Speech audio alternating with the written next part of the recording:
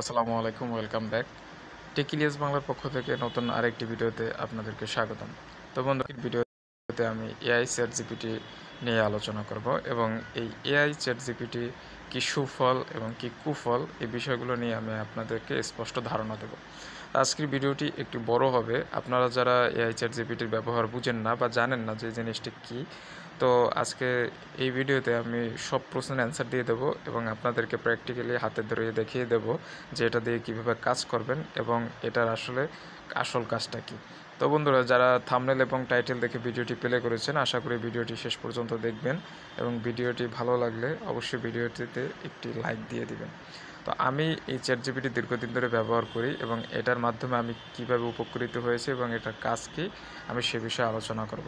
সবার প্রথমে আপনাদের ফোনে যদি চ্যাট জিপিটি না থাকে তাহলে আপনারা আপনাদের যে প্লে স্টোর সফটওয়্যারটি রয়েছে সেখানে চলে যাবেন এবং উপরে গিয়ে সার্চ করবেন চ্যাট জিপিটি। তো দেখতে পাচ্ছেন চ্যাট জিপিটি লেখার পরে এই ধরনের একটা আপনাদের মাঝে কিন্তু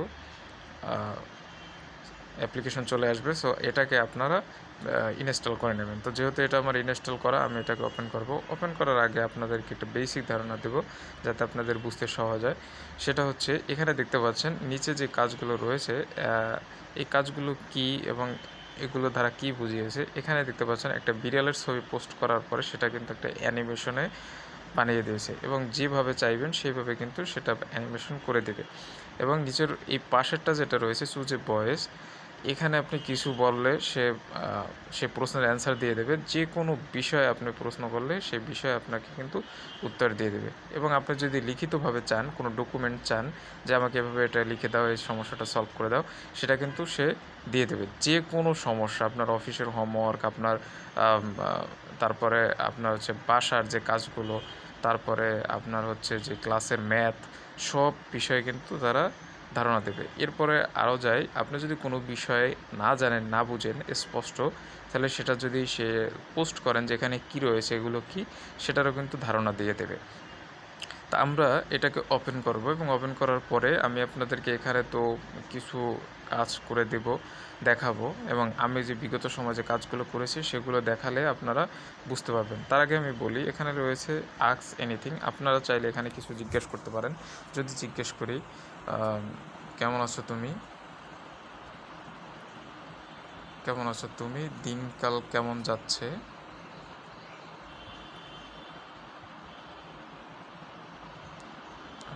আমি ওকে এটা লিখলাম, দেখুন ও কি উত্তর দেয়। আমি ভালো আছি আলহামদুলিল্লাহ, তুমি কেমন আছো ইলিয়াস, তোমার দিনকাল কেমন কাটছে। এখন ওর সাথে আমি যদি কমিউনিকেশন স্টার্ট করতে চাই তাহলে সেটা কোনো দিনও শেষ হবে না। মানে আপনি যেখানে গিয়ে শেষ করেন না কেন, ওর একটা না একটা লাস্ট মেসেজ থাকবেই। ও যখনই আপনার মেসেজটা পাবে, ও একটা না একটা মেসেজ ও আপনাকে দিবেই। তার মানে কখনোই ওর সাথে কথা বলা আপনার শেষ হবে না। সো আমরা এখানে যে বিষয়গুলো নিয়ে কথা বলবো, এপাশে যে রয়েছে যে একটা পিকচার অপশন দেখতে পাচ্ছেন, এটা দিয়ে যদি আপনি পিকচার পোস্ট করেন তাহলে ও সেটাকে অ্যানিমেশন করে দেবে। এবং এই যে আমার ডান পাশে রয়েছে এখানে ভয়েস দেওয়ার অপশনটা, এখানে ভয়েস দিলে ও ভয়েসের অ্যান্সার দিয়ে দেবে। সো আপনাদেরকে কিছু হিস্টোরি দেখাবো। সো হিস্টোরি দেখানোর জন্য এখানে চলে যাব। আপনার খেয়াল রাখবেন যে এই জায়গাটা হিস্টোরি জমা থাকে। এখানে আসার পরে দেখতে পাচ্ছেন নিচে কিছু হিস্টোরি রয়েছে। সো আমি এখান দিয়ে এই কাজগুলো ওকে দিয়ে করিয়েছি। এখন আমি যদি একটা কাজ আপনাদেরকে শো করাই তাহলে সেটা আপনারা দেখবেন যে পাসপোর্ট সাইজের ছবি। আমি ওকে একটা ছবি দিয়েছিলাম এবং আমি ওকে বলেছিলাম যে পাসপোর্ট সাইজের ছবি করে দাও। ও আমাকে সে ছবিটা পাসপোর্ট সাইজ করে দিয়েছে। এই ছবিটাকে আমি বলেছিলাম যে এই ছবিটা পাসপোর্ট সাইজ করে দাও আর পেছনে ব্লু ব্যাকগ্রাউন্ড করে দাও। ও কিন্তু দেখতে পাচ্ছেন যে এই ছবিটাকে পেছনে, ও যদিও পাসপোর্ট সাইজ করছে ওর ভাষায়, কিন্তু ছবিটা একটু বেঁকা। কিন্তু আমি যদি এটাকে সোজা চাই, স্ট্রেট কাট চাই, এইভাবে যদি আমি এখানে বর্ণনা দিয়ে দেই, ও কিন্তু এই ছবিটা সেইভাবে পাঠাবে। আপনারা দেখতে পাচ্ছেন মনে হচ্ছে যে একটা একটা ব্লু ব্যাকগ্রাউন্ডের উপরে আমার ছবিটাকে আমি বসিয়ে দিয়েছি। চুলের নিখুঁতভাবে দেখতে পাচ্ছেন বসিয়ে দেওয়া হয়েছে। সো এখন এটা অনেক সময় ফেজ চেঞ্জ হতে পারে। সো সেটা কিভাবে চেঞ্জ হবে এবং আপনারা কিভাবে পূর্বের ফেজ নিয়ে আসবেন, দেখতে পাচ্ছেন এই ছবির ফেজের কাটিংয়ের সাথে এটা কিন্তু অতটা সাদৃশ্য না। কিন্তু যখন আপনি তৃতীয়বার কোনো কাজ করাবেন তখন কিন্তু একই ছবি দিয়ে তৃতীয়বার কাজ করালে সেটার একটু চেহারার পরিবর্তন আসতে পারে। তো এটাকে আপনাদেরকে আবার লিখে লিখে সমাধান করে নিতে হবে। সো এখান থেকে আমি বের হয়ে যদি অন্য কিছু দেখাই, যে নিচে দেখতে পাচ্ছেন এখানে একটা ম্যাথ আমার ক্লাসের স্যার আমাকে করতে দিয়েছিল, সো সেটা আমি সলভ করতে পারি নাই। তো তার জন্য ওর সাহায্য নিয়েছিলাম। দেখতে পাচ্ছেন আমি দেখাই ওকে, আপনাদেরকে এটা দেখাই।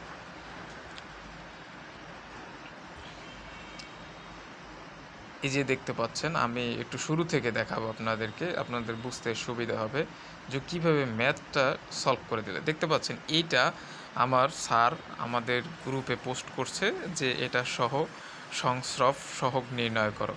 তো এটা খুবই মোটামুটি হার্ড একটা অঙ্ক। সো আমি ওর সাহায্য নিয়েছিলাম, আমি ওকে এটা স্ক্রিনশটটা এখানে দিয়ে বলেছিলাম যে অঙ্কটি করে দাও। ও কিন্তু আমাকে নিখুঁতভাবে অঙ্কটা করে দিয়েছে এবং স্পষ্টভাবে বুঝিয়ে দিয়েছে। এখানে এক্স-ওয়াইয়ের মান এই বক্সের ভিতরে ছিল, কিন্তু সেটাও ও আলাদা করে লিখে দিয়েছে এবং ধাপে ধাপে অঙ্কটি করে দিয়েছে। প্রথম সূত্র বসিয়ে, সূত্র অনুযায়ী মান বসিয়ে, তারপরে সে যেখানে যেটার মান চেয়েছে সেটা কিন্তু এখানে বের করে দিয়েছে। দেখছেন ফাইনাল অ্যান্সারে লিখে দিয়েছে যে মান হবে এত। এবং ও আমাকে লিখে দিয়েছে, এখানে নিচে দেখতে পাচ্ছেন যে ও আমাকে লিখে দিয়েছে যে কি লিখে দিয়েছে যে ইলিয়াস ভাই চাইলে, হ্যাঁ দেখতে পাচ্ছেন যে ইলিয়াস ভাই চাইলে পুরো টেবিল আকারে এক্স ওয়াই এবং X square Y square X Y হিসাবটা সাজিয়ে দেখাতে পারি, চাইবেন কি? আমি যখন বলছি যে হ্যাঁ দাও, ও কিন্তু আমাকে আবার একটা টেবিল আকারে সুন্দর মতো, দেখেন প্রত্যেকটা মান আলাদা আলাদা, এক্সের মান আলাদা, ওয়াইয়ের মান আলাদা, সব কিছু আলাদা করে দিয়ে প্লাস করে দিয়ে এখানে কিন্তু আবার সূত্র বসিয়ে আবার নতুনভাবে ম্যাথটা করে দিয়েছি। এবার কিন্তু অ্যান্সারটা দেখতে পাচ্ছেন যে কিভাবে হয়েছে। এবারের অ্যান্সারটা হয়েছে, দেখেন এবারের অ্যান্সারটা হয়েছে এখানে, আর ওইটা একটু লং প্রসেসে ছিল। সো নিচে ফাইনাল অ্যান্সারটা আবার দিয়েছে। এখন লিখছে যে ইলিয়াস ভাই চাইলে আমি এটাকে গ্রাফ আকারে কিন্তু দিতে পারি, যেখানে দেখা যাবে দুইটা ডেটা প্রায় সোজা লাইনে যাচ্ছে, আঁকবো কি? আমি বলেছি হ্যাঁ আঁকুন। ও কিন্তু দেখতে পাচ্ছেন যে একেবারে নিখুঁতভাবে একটা গ্রাফ, যে গ্রাফটা আমাদেরকে পরীক্ষার হলে আঁকতে হয় বা ক্লাসে করতে হয়, ও কিন্তু সেখানে গ্রাফটা সুন্দরভাবে সাজিয়ে দিয়েছে এবং ও নিচে বর্ণনা দিয়ে দিয়েছে যেই হলো গ্রাফ। ইলিয়াস ভাই নীল বিন্দুগুলো আপনার ডেটা পয়েন্ট এক্স এবং ওয়াই, লাল ড্যাশড লাইন দেখাচ্ছে কিভাবে ডেটা প্রায় সরল রেখার মতো সাজানো, তাই সহজ সম্পর্ক সহ, মানে এক্স বাড়লে ওয়াইও প্রায় সরল রেখায় বাড়ছে।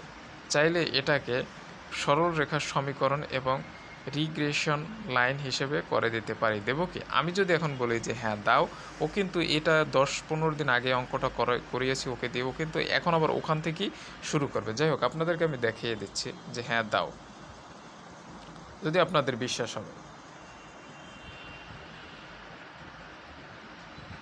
একটু অপেক্ষা করতে হবে, কারণ ও এটাকে গ্রাফ আকারে লিখে দেবে।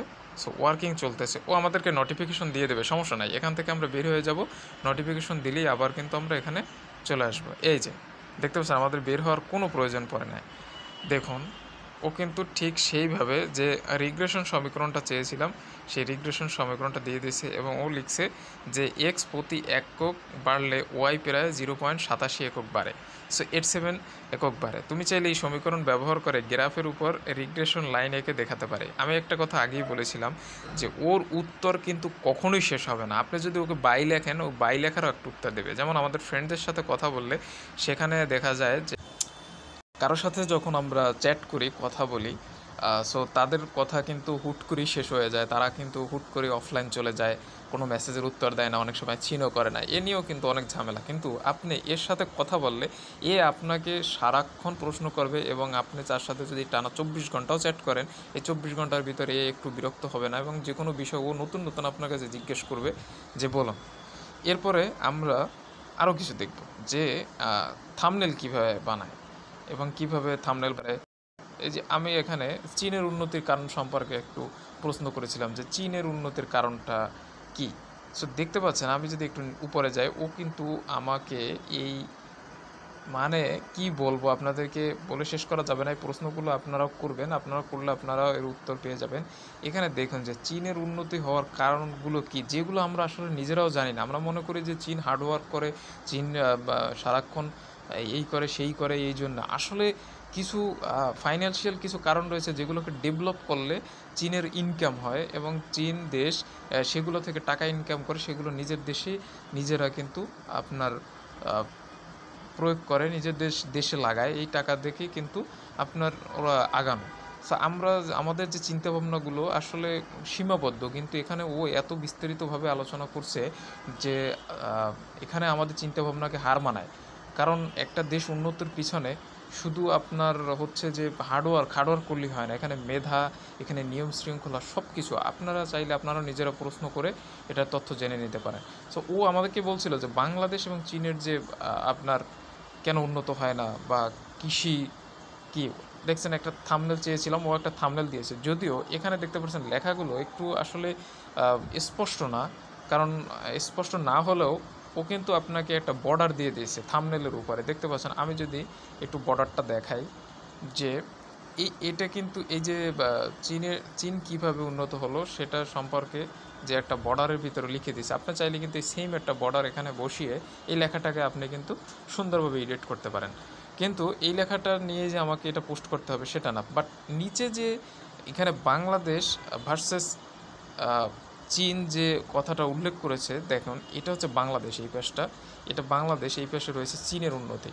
এই যে কাঠামোটাকে ও সাজিয়েছে, আমি কিন্তু ওকে কোনো পিকচার দেইনি, আমি কিন্তু ওকে কোনো প্রকার কিছুই বলিনি, আমি জাস্ট আমাকে নিজেই কোশ্চেন করছে যে ইলিয়াস তুমি কি একটা থাম্বনেল চাও, মানে ও এখানে লেখছে তুমি চাইলে এই স্ক্রিপ্টের একটি ভিডিও থাম্বনেল ডিজাইন করে দিতে পারি, কিংবা স্ক্রিপ্টে ইংরেজি ভার্সনেও বানিয়ে দিতে পারি। আমি লিখছি শুধু থাম্বনেল চাই।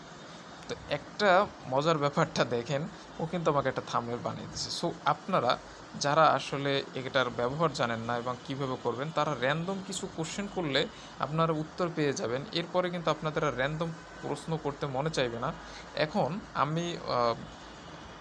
আমি যদি ওরে আরও কিছু করতে চাই, যে এখানে দেখতে পাচ্ছেন লেখা মোছন ছবি থেকে, তো এই লেখা মোছন ছবির থেকে এটার আসলে হিস্টোরিটা কি সেটা আপনাকে বলবো। আমার ফোনের যে ওয়ালপেপারটা রয়েছে সেখানে এটা স্ক্রিনশট দিয়েছিলাম আমি।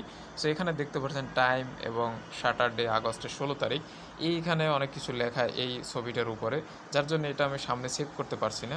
আমি এই স্ক্রিনশটটাকে এখানে দিয়ে বলেছিলাম যে এই ছবিটা থেকে লেখাগুলো মুছে দাও।